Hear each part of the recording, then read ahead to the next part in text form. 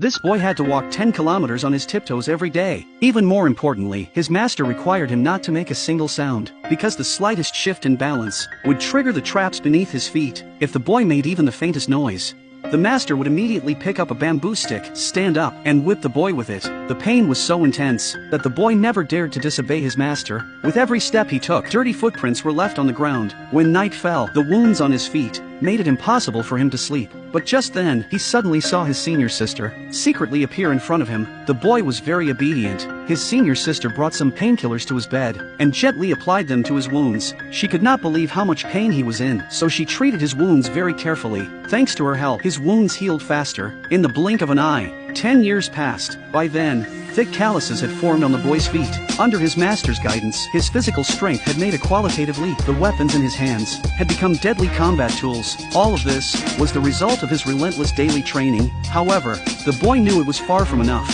He replaced his throwing knives with short swords, believing that in real combat, anything could be used as a weapon. Every sparring session was a battle between life and death. He had to use his footwork to evade attacks and strike back. One opponent who had once been defeated by the boy noticed that the master was watching them.